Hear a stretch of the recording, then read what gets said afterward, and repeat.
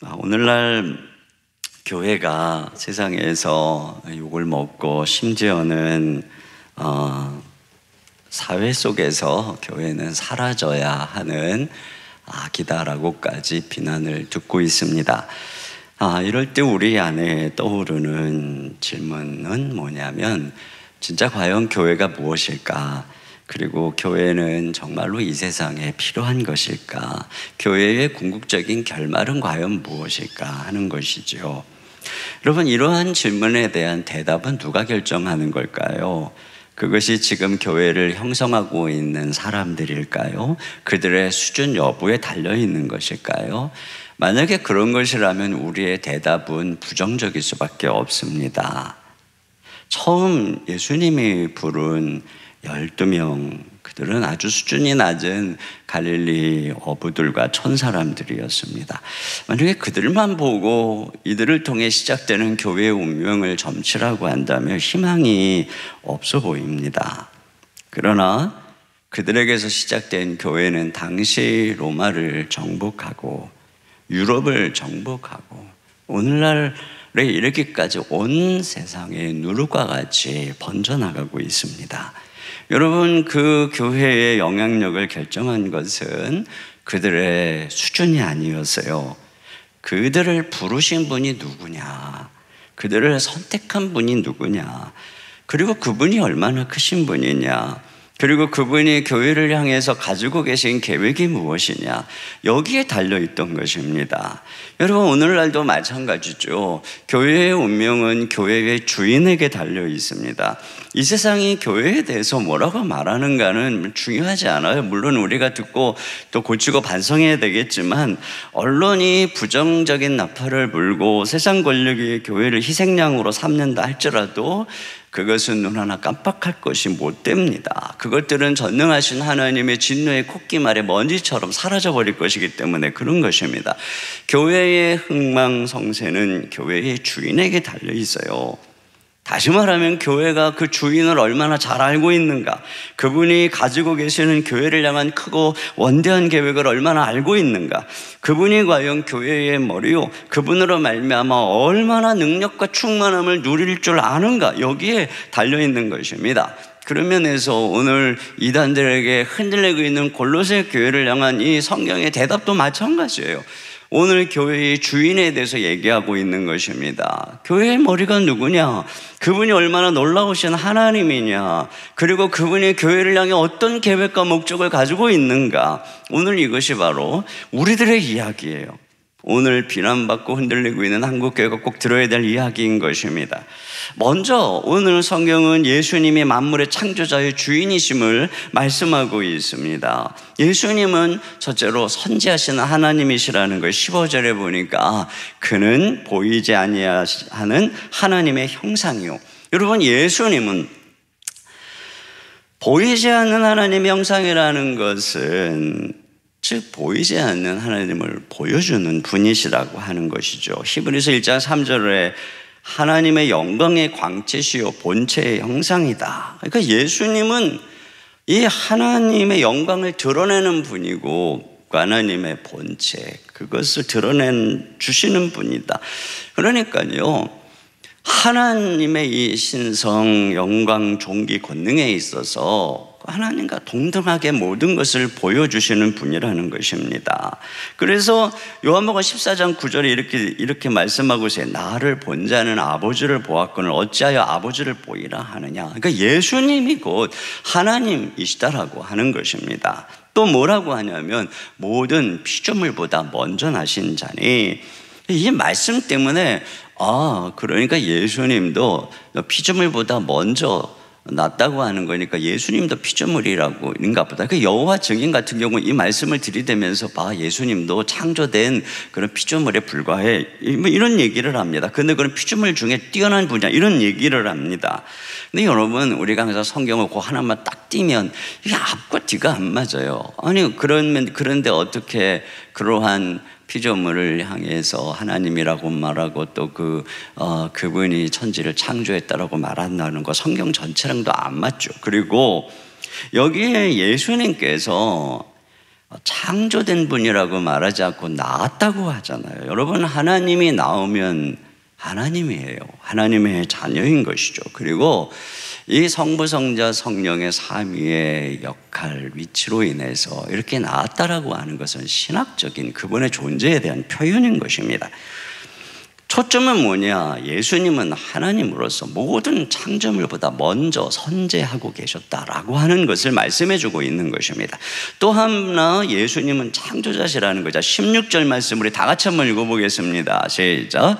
만물이 그에게서 창조되되 하늘과 땅에서 보이는 것들과 보이지 않는 것들과 혹은 왕권들이나 주권들이나 통치자들이나 권세들이나 만물이 다 그로 말미암고. 네, 모든 만물이 바로 그리스도 예수님으로 말미암아 창조되었다는 것이에요. 그러니까 하나님께서 태초에 천지 만물을 말씀으로 창조하실 때에 바로 아들 하나님 성자 예수님을 통해서 창조하셨다는 것입니다.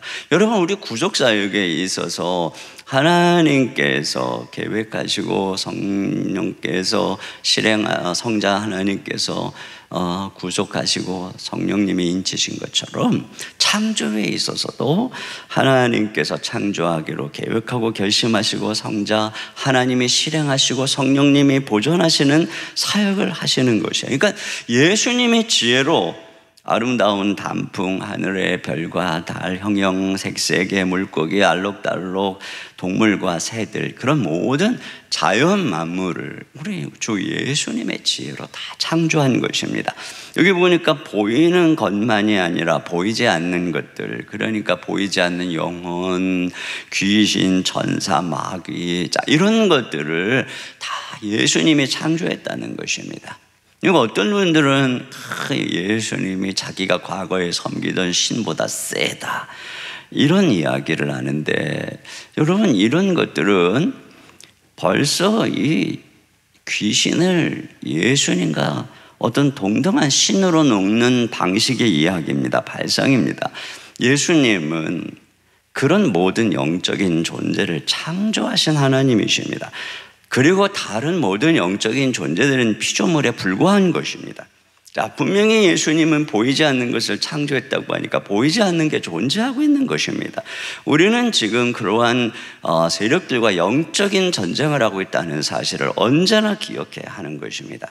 그리고 보이지 않는 영혼도 존재한다는 것을 인식해야 합니다. 사람들은 기껏해야 보이지 않는 마음, 정신의 실체를 보며 그것들을 관리하고 관심을 기울이지만 가장 인간의 존재의 중심이 되는 영혼을 몰라요.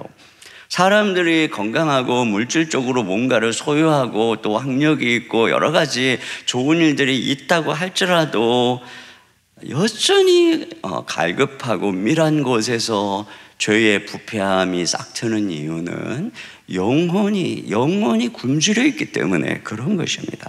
인간은 하나님의 형상으로 만들어진 바로 이 영혼이 살아나고 건강할 때 비로소 온전해지는 것이고, 바로 창조자이신 그리스도를 만날 때 인간의 영혼이 회복이 되는 것입니다. 자, 그리고 또 뭐라고 되느냐면 예수님은 만물의 주인이시다. 여기 16절 하반절에 그를 위하여 창조되었고, 그러니까 예수님이 모든 만물의 목적이라고 하는 것입니다.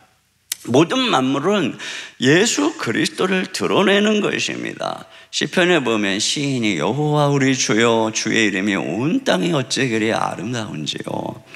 그 아름다운 자연은 그것을 창조하신 이의 아름다움을 드러내고 있다는 것이죠. 이것처럼 이 모든 창조하신 만물은 예수님의 아름다움과 지혜를 반영하는 것입니다. 그러고 또 그 만물의 핵심인 인간은 역시 그런 예수 그리스도를, 그분의 온전한 형상을 드러내도록 지어진 것입니다. 그분의 선함과 영광과 아름다움을 드러내도록 지음받은 것입니다. 그렇기 때문에 우리가 어제 본 것처럼 주님의 품위에 그분에게 걸맞도록 살아가는 것, 이것이 우리가 주님을 드러내는 삶이고 그때 하나님이 기뻐하는 것입니다. 그런데 만물은 자기가 존재하는 목적을 잃어버렸어요. 왜요? 죄로 인해서 타락했기 때문에. 만물이 만물다워지는 것, 그것은 자기를 지으신 그리스도의 형상을 회복하는 데 있어요. 그것이 제자리로 돌아가는 것이지요. 그럴 때 원래의 아름다움과 질서와 평화를 찾게 되는 것입니다. 자, 그리고 또 예수님의 만물의 주인이라는 거예요. 10절 상반절에 또한 그가 만물보다 먼저 계시고, 그러니까 먼저 계신다라고 하는 걸 강조하는 것은 예수님이 장자라고 하는 것. 여러분, 그리스도는 창조자지만 특별히 장자는 이 고대의 특권을 비유해서 바로 그 그리스도가 하나님의 장자임을 강조하는 것입니다. 이것은 바로 우리 주님이 상속자라고 하는 거예요. 히브리서 1장 2절에도 이 아들을 만유의 상속자로 세우시고, 그러니까 하나님은 만물을 아들을 통하여 창조하시고 아들에게 맡긴 것입니다. 그래서 만물의 주인은 예수님인 것입니다. 그분이 만물의 통치자라는 것. 10절 하반절에 만물이 그 안에 함께 섰느니라. 이 만물은 지금 그리스도로 말미암아 존속하는 것입니다. 그 아들에 의해서 다스려지는 것입니다. 아침에 늘 해가 뜨는 것, 별들이 거리를 유지하는 것, 바다가 경계에 머무는 것, 모든 것들이 다 아들이신 예수 그리스도가 붙들고 보존하는 것입니다. 아무리 태풍이 강력하고 그래도 하나님께서 지키고 있는 것이죠. 태양과 지구의 거리가 유지되고 있지 않으면 지구는 불타버리거나 빙하가 되어버립니다. 달과 지구의 거리가 유지되지 않으면 바다가 온 땅을 뒤덮을 수 있습니다. 그러나 이 모든 것들을 그리스도께서 붙들고 계십니다. 그러니까 우리 주님께서는 창조하실 뿐 아니라 그것을 운행하고 계시는 것이죠. 그 모든 만물은 그리스도 안에 서는 것입니다. 그분 안에서 질서를 찾는 것입니다. 오직 그리스도만이 만물을 평화와 질서와 생명과 행복으로 이끈다, 이런 메시지를 우리에게 지금 암시하고 있는 것이에요. 그러니까 요점이 뭐냐? 모든 만물의 창조자가 그리스도이시기에 만물은 그리스도를 위해 존재하고 그분에 의해 다스려질 때에만 온전한 기능을 하고 평화의 만물 세상이 된다, 이것을 우리에게 메시지로 전하고 있는 거예요. 그런데 여기에 암시되고 있는 게 뭐예요? 왜 세상에 문제가 있느냐? 이 세상이 타락했다는 거죠. 인간에게 죄가 들어와서 인간은 만물의 창조자이신 하나님을 떠난 것입니다. 그리스도의 창조의 통치를 떠난 것입니다. 그 결과 저주가 임하고 세상의 공허와 혼돈이 임하고 무질서와 전쟁과 가난과 사망과 질병, 허무가 찾아온 것입니다.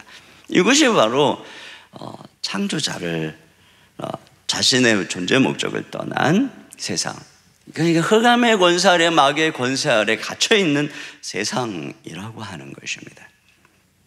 자, 그러면 그 다음에 나오는 이제 말씀은, 그러면 이런 세상을 향한 우리 주님의 계획이 뭐냐 하는 것입니다.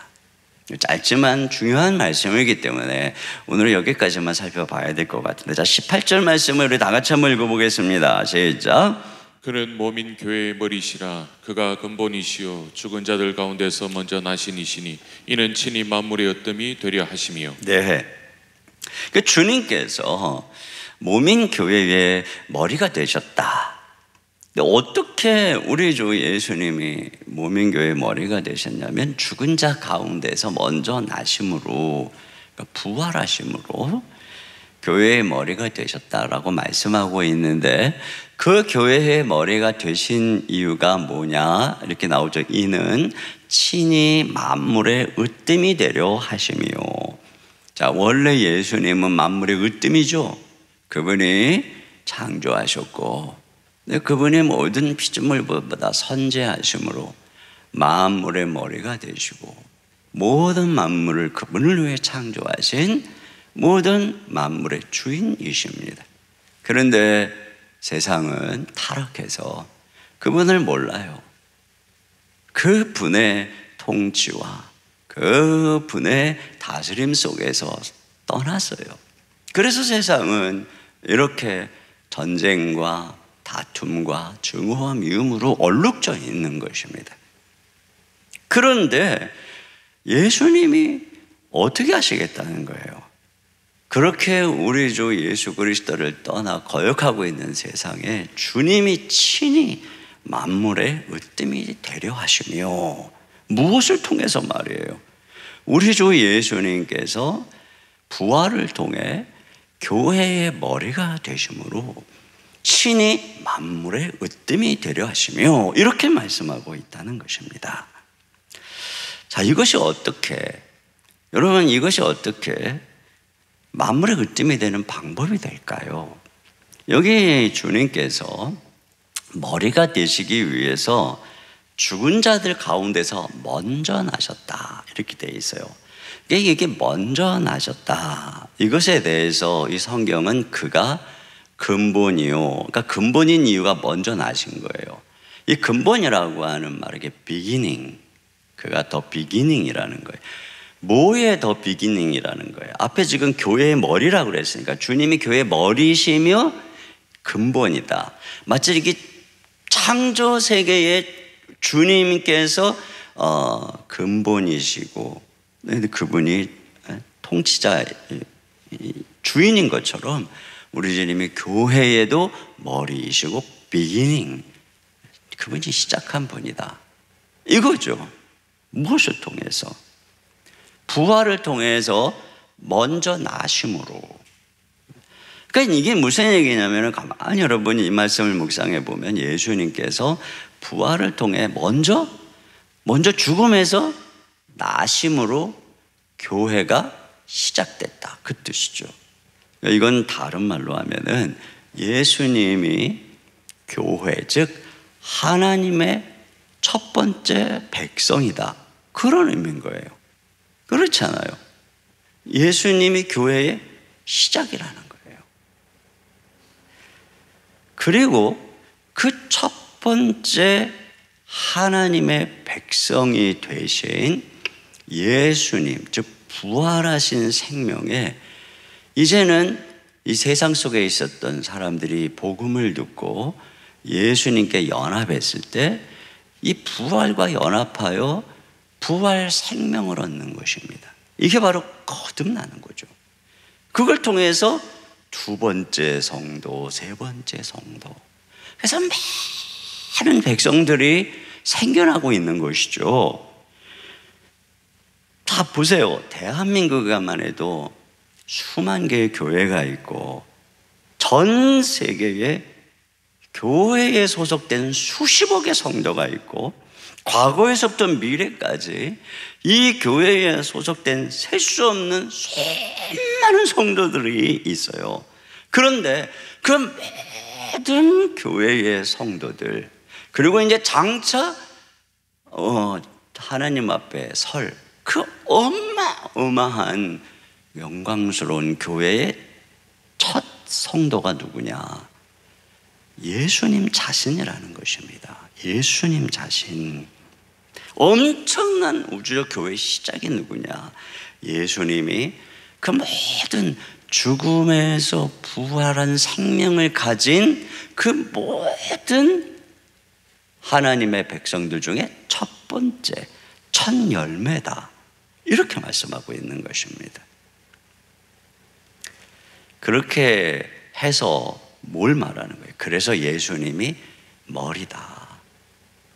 여러분, 이 창조 때도 그렇고 이런 이 먼저라고 하는 이 말을 자꾸 쓰는 것은, 의도적으로 이걸 쓰는 것은 예수 그리스도께서 바로 하나님의 장자로서의 이 상속자를 가지고 있는 그런 의미를 하고 말하는 거죠. 그러니까 권위, 다만 나아가서는 이 머리임을 말하려고 하는 것입니다. 가정에서도 성경이 남자와 여자 중에 남편이 머리라고 하는 이유는 남자와 여자 중에 남자가 먼저 창조됐기 때문이라는 거거든요. 그 질서, 창조의 질서에 있어서 남자가 먼저 만들어졌기 때문에 여자의 머리가 남자다, 이렇게 얘기를 하는 거예요. 이게 질서의 의미죠. 그러면서 여자의 머리는 남자요, 남자의 머리는 그리스도요, 그리스도의 머리는 하나님이시다. 질서. 그래서 여자에게, 아내에게는 남편에게 복종하라. 이렇게 말씀하고 있는 거죠.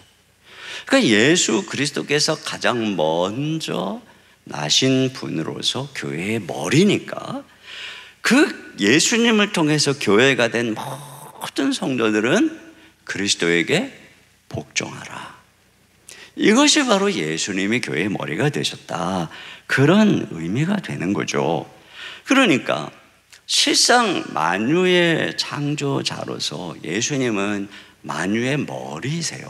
그러나 모든 만유가 타락을 해서 만유의 머리이신 그리스도께 복종하지 않죠. 이 타락한 세상을 회복시키기 위해서 예수님은 재창조하신 것입니다. 어떻게 해요? 당신 스스로가 부활을 통해서 부활의 첫 열매가 되심으로써 말이죠. 부활의 첫 열매가 되심으로써. 그래서 예수님이 첫 백성이 되심으로써. 여러분이 이런 말을 들으면 참 의아하다 이렇게 생각할지 몰라요. 여러분, 예수님은 우리를 회복시키기 위해서 창조하신 분이시지만 인간이 되신 분이에요. 스스로 우리를 회복시키려고. 그리고 예수님이 부활 승천하심으로 다시 하나님으로 돌아가신 게 아니에요. 예수님은 인간으로 오시면서도 여전히 하나님이셨죠. 여전히 하나님이신 예수님은 죽으시고 부활하실 때 바로 우리와 똑같은 이 육체로, 그러나 이 육체로 말미암아 영광스러운, 이 육체를 그대로 가지고 계신 영광스러운 몸으로, 그래서 여전히 부활하신 예수님은 우리랑 동일한 인간이면서 동시에 완전한 하나님으로서 우리들 가운데 첫 열매요, 장자요, 맏아들이 되신 거예요. 그래서 우리의 왕이 되시는 거예요. 우리의 주인이 되시는 것입니다. 그래서 그리스도는 온 교회의 머리이고, 그리고 우리는 그 그리스도에게 복종하는 거죠. 그러니까 교회는 어떤 곳이냐? 바로 예수 그리스도에서 시작되고 예수님이 머리가 되시고 예수님이 다스리고 통치하는 그분의 나라인 것입니다. 그리스도의 나라인 것입니다. 우리 주 예수님께서는 당신의 이 부활이라고 하는 역사 속에 일어난 엄청난 사건을 통해서 이 땅 가운데 이제 그 하늘의 생명인 첫 생명으로서 이 세상 가운데 하나님의 나라가 시작이 된 거예요, 교회가. 그리고 누구든지 이 흑암의 세상 가운데 있었던 사람이 십자가에 죽으시고 부활하신 예수님을 믿는 순간 연합해서 바로 그 예수님의 부활 생명을 얻은 하나님의 백성으로 편입되는 것입니다. 그 흑암의 권세에서 사랑의 아들의 나라인 교회로 옮겨지는 거예요. 그래서 어제 살펴본 것처럼 골로새서 1장 13절 다 같이요, 시작. 그가 우리를 흑암의 권세에서 건져내사 그의 사랑의 아들의 나라로 옮기셨으니. 그렇죠. 그러니까 성경은 바로 이 교회가 그러한 하나님의 나라인 거예요. 아들의 나라인 것입니다. 그리스도의 나라인 것입니다. 물론 교회는 유형적인 교회들은 거짓 신자들이 있게 돼 있어요. 그러므로 가견적인 이 교회가 그리스도의 나라로 일컬어지는 진정한 교회와 항상 일치하는 것은 아니에요. 그러나 본질적으로 교회는 이 땅에 임한 현재적인 그리스도의 나라요. 그리스도께서는 부활 승천하셔서 온 땅의 교회의 머리가 되셔서 지금 이 교회를 통해 쉼없이 하나님의 백성들을 흑암의 권세에서 건져서 당신의 백성으로 모으고 있는 것입니다. 그래서 요한계시록에 표현대로 한다면 하늘 보좌에 앉으신 주님은 온 세상에 추수할 세상의 천사들을 보내서 백성들을 온 사방에서부터 모으는 거예요.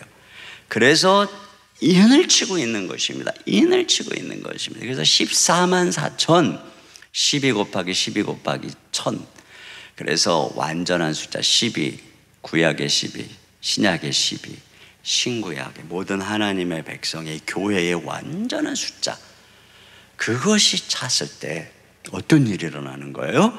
이제 주님이 재림하는 것입니다. 그래서 이 타락한 세상은 심판을 받고, 그리고 주님이 재림할 때에 첫 창조를 하셨던 그리스도께서 이제 그분이 두 번째 창조, 재창조를 하는 것입니다. 새하늘과 모든 만물을 주님이 새롭게, 새하늘과 새 땅에 임하고 이 세상에서 예수 그리스도와 연합하여 그분의 구속함을 입고 부활 생명을 입은 수많은 하나님의 백성들을 부활시키는 것입니다. 그때의 새하늘과 새 땅에 수많은 부활한 하나님의 백성들, 그들은 누굽니까? 예수를 주라 고백하는 자들입니다. 그들은 누굽니까? 이 땅에서 말씀을 통해 하나님을 알아가며 그리스도를 알아가며 그분께까지 자라가며 순종하는 백성들입니다. 그렇게 해서 그날에 우리 주 예수님은 친히 모든 만물의 으뜸이 되는 것입니다. 그러니까 이 짧은 구절에는 이런 거대한 구속사에 하나님의 시나리오가 숨겨져 있는 것이에요. 자, 그런 면에서 마지막으로 몇 가지만 정리하고 마무리를 하도록 하겠습니다. 교회의 위치가 어디에 있는 것입니까? 오늘날 이 욕을 먹고 있는 교회의 위치 없어도 되는 것입니까? 아닙니다. 교회는 만물을 회복시키는 하나님의 방법입니다. 하나님의 비밀입니다. 이 교회를 통해서 하나님이 흑암 가운데 있는 백성을 불러 창조한, 그 창조된 백성이 바로 교회인 것입니다. 교회는 이렇게 신적인 기관이고 신적인 목적을 가지고 있는 것이지요. 그렇기 때문에 여러분, 하나님이 교회와 함께 하는 것입니다. 여러분, 성경에 보면 왜 요셉이 그렇게 어려움 속에서도 모든 게 합력하여 선을 이룹니까? 결국은 요셉을 통해 하나님의 백성들을, 하나님의 목적을 이루기 위해서 그런 것이죠. 마찬가지입니다. 교회는 하나님의 뜻을 이루는 거룩한 통로이기 때문에 이 신적인 교회는 언제나 하나님이 함께하는 거예요. 합력하여 선을 이루는 거예요. 지금의 여러 가지 힘들고 어려운 상황조차도 하나님께서는 다 합력하여 선을 이루어 주님의 목적을 이루어가는 그런 존재 한복판에 교회가 있는 것입니다. 또 두 번째로, 여러분 시티즈는 조금 제가 또 이렇게 새벽에 정리하다 보니까 좀 달라진 부분이 있어요. 여러분이 다르게 잘 요약했으면 좋겠어요. 또 하나는 뭐냐면, 교회의 존재가 뭐냐? 초라해 보여도 새롭게 창조된 영광스러운 백성이라고 하는 것입니다. 여러분, 이 18절 상반절에 그는 몸인 교회의 머리다, 이거 한번 잘 생각해 보세요. 주님이 몸인 교회의 머리라고 하는 것은 우리가 주님의 몸이라고 하는 것이죠. 여러분, 몸과 머리는 한 몸이에요. 아까도 말씀드렸던 것처럼 주님은 교회와 같은 몸이라는 거예요. 그래서 우리 예수님이 첫 성도가 됐다고 그랬죠. 그리고 우리는 예수님에 의해서 그 다음 성도가 되는 거예요. 그러니까 그 몸이 되는 것이니까, 교회가 된다는 것은 예수님과 같은 부활 생명을 가진 그런 고귀한 존재로 주님이 우리를 부르신다는 거예요. 히브리서 1장 11절에 있는 말씀 우리 같이 한번 읽어봅니다. 시작. 거룩하게 하시는 이와 거룩하게 함을 입은 자들이 다 한 근원에서 난지라. 그러므로 형제라 부르시기를 부끄러워하지 아니하시고. 그렇습니다. 거룩하게 하시는 이는 예수님이죠. 거룩하게 함을 입은 자는 우리들이죠. 그런데 이 둘이 한 근원에서 났다는 거예요. 그러니까 뭐죠? 바로 예수님과 같은 한 근원에서 우리 둘 다 하나님의 자녀라는 것입니다. 예수님도 하나님의 아들이죠. 우리도 예수님으로 말미암아 하나님에게서 나서 하나님의 자녀가 된다는 것입니다. 그래서 예수님이 히브리서 우리를 형제라 부르기를 부끄러워하지 않으신다는 것이죠. 예수님이 맏아들이 되기를 부끄러워하지 않으시고 우리를 다 동생 삼으셨다는 거예요. 그러니까 교회인 우리는 그러한 하나님의 자녀의 반열에 올라간 것이, 물론 여전히 우리와 같이 되셨지만 예수님은 창조자고 하나님이세요. 우리는 여전히 피조물이에요. 그러나 그런 우리를 예수님을 통해서 양자 삼으신 그런 영광스러운 주님과 같이 우리가 예수님의 형님이라, 예수님이 우리를 형제라 부르는 그런 위치에 존재하고 있는 것이 바로 교회라고 하는 것입니다. 우리가 볼 때는 초라해 보여도 교회는 이와 같이 영광스러운 위치에 있는 것이고 영광스럽게 변화될 곳이 바로 교회다. 여러분, 이것을 꼭 기억해야 돼요. 그리고 정말 중요한 것, 교회의 주인은 예수님뿐이라고 하는 것입니다. 교회의 목적을 우리가 알았잖아요. 친히 만유의 으뜸이 되게 하시려고 주님께서는 거역의 정신이 지배하는 세상 속에서 그리스도께 순종하는 대한공동체를 만든 것입니다. 그의 나라를 만든 것입니다. 그리고 교회는 머리이신 그분께 순종함으로써 그분으로부터 온갖 충만함을 누리며 예수님으로 말미암아 아름다운 조화와 평화와 믿음, 소망, 사랑의 공동체를 이루어 감으로써 세상에 보여주는 거예요. 우리가 하나님께로 돌아갈 때, 그리스도가 주인이 될 때 세상은 회복된다라고 하는 것을 보여주는 공동체입니다. 그러므로 교회의 가장 핵심적 존재의 목적은 그리스도가 머리가 되시고 그분이 주가 되는 것입니다. 교회가 중요한 결정을 할 때마다 머리이신 그리스도가 다스리고 인도하도록 그분께 묻고 기도하는 것이 교회입니다.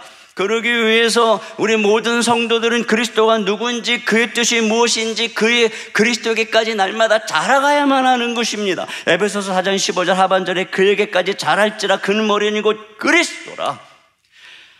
회사를 성공적으로 경영했다고 해서 교회에서 그 방식을 고집하면 안 되는 것이지요. 큰 조직을 성공적으로 이끈 경험이 있다고 해서 그것을 교회에 대입하려고 해서는 안 되는 것입니다. 사회단체의 어떤 방식이나 군대에서의 어떤 방식을 무분별하게 교회에 도입하면 안 되는 것입니다. 그리스도의 나라는 세상 나라와 다르고 우리의 주가 되시는 예수님은 세상의 지도자와는 전혀 다르다라고 주님이 말씀하셨어요. 주님의 방식은 이익의 방식도 억압의 방식도 아닌 섬김과 희생과 사랑의 방식인 것입니다. 그렇기 때문에 여러분이 세상 속에서 어떤 위치에 있었다 할지라도 교회에 하나님의 백성으로 들어올 때에는 모든 것을 비워야 합니다. 그리고 열심히 하나님의 말씀을 통해서 지식에까지 새로워져서 그리스도에게까지 자라야 합니다. 그때 비로소 우리는 진정으로 그리스도에게 순종하는 교회가 되는 것입니다. 교회가 가장 경계해야 되는 것은 머리이신 그리스도가 아닌 다른 것을 붙드는 것입니다. 이것이 바로 오늘 골로새 교회를 향한 주님의 경계이기도 한 것입니다. 2장 19절 상반절에 머리를 붙들지 아니하는지라. 그들의 문제, 그 이단들의 문제는 머리 대신 사람을 붙들었다는 거예요. 2장 22절 하반절에 사람의 명령과 가르침을 따르냐. 한 몸인 지체가 다른 머리에 연결되어 있다면, 여러분, 내 손이 내 원수의 머리에 연결되어 있다면 이 손이 나를 해하지 않겠습니까? 오늘날 많은 교인들이 예수님이 아니라 정치가에게 또는 연예인에게, 경영자에게 거기에 머리에 연결이 되어 있다면 그들은 교회의 지체로서 교회를 얼마나 혼잡게 하고 해롭게 하겠습니까? 여러분, 머리이신 그리스도가 아니라 우리가 다른 것을 붙들고 다른 사람을 붙들면 결국은 그런 말마마 그는 교회를 해하는 존재가 됩니다. 기억하세요. 교회가 귀한 만큼 하나님이 가장 싫어하는 것은 교회를 해하는 것입니다. 교회를 분열하는 것입니다. 하나님께서는 온갖 것을 용서하시지만 교회를 하고자 하는 것은 큰 책망을 면치 못하는 것입니다. 한 나라에서도 가장 중요하게 여기는 죄는 내란죄, 국가 전복죄입니다. 교회는 그리스도의 나라입니다. 교회를 그냥 한낱 인간의 모임으로 생각하고 함부로 말하고 함부로 행동하는 것이 우리 하나님 앞에 얼마나 중대한 죄인가를 언제나 마음에 기억하고, 교회 안에서는 두렵고 떨림으로 부지런히 말씀 앞에서 그리스도 안에까지 자라야 하고, 여러분이 직분자일수록 더욱 그리해야 하는 것입니다. 그래서 그분의 지배를 받고 그분의 순종하는 것, 이것이 바로 교회다. 나머지는 내일 더 말씀드려야 되겠습니다. 여러분 이거 마음에 기억하고, 자, 오늘 우리 기억해야 될 거 뭐예요? 우리의 머리가 누구신가? 우리의 이 교회의 주인이 누구신가? 이걸 마음에 기억하면서 우리 같이 찬양 드리며 주님 앞에 나가겠어요. 예수 하나님의 공의 주 독생자 그의 나라에 임하시네. 예수 제물이 되신 주 영광 중에 그의 나라에 임하시네. 우리 찬양 같이 하나님께 드리면서 우리 주 예수 그리스도 그분을 바라보는 이런 시간 되기 원합니다.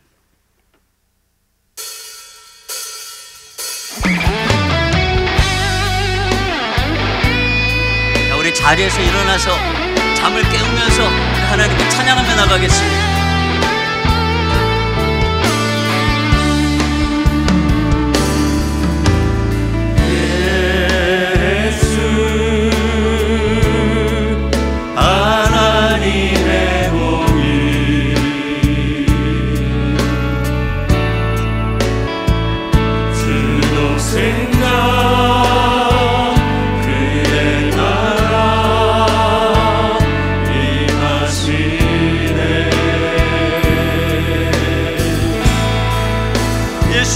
제물이 되신 주 예수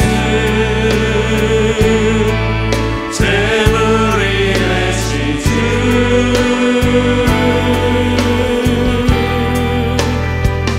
영광 중에 그의 나라 임하시네. 주의 나라 영원하며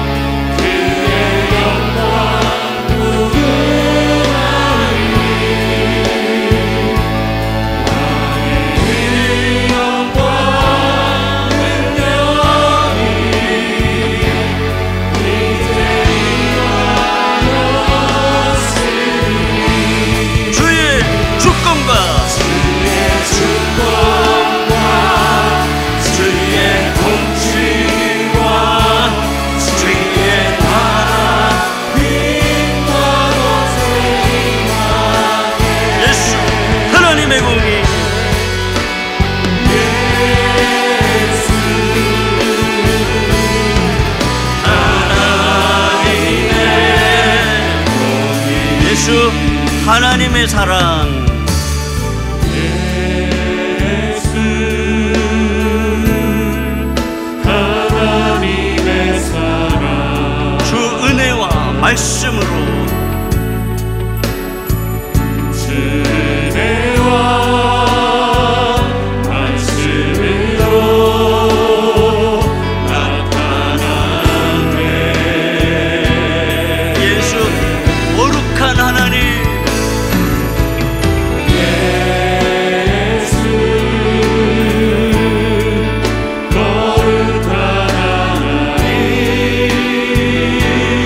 영광 중에 그의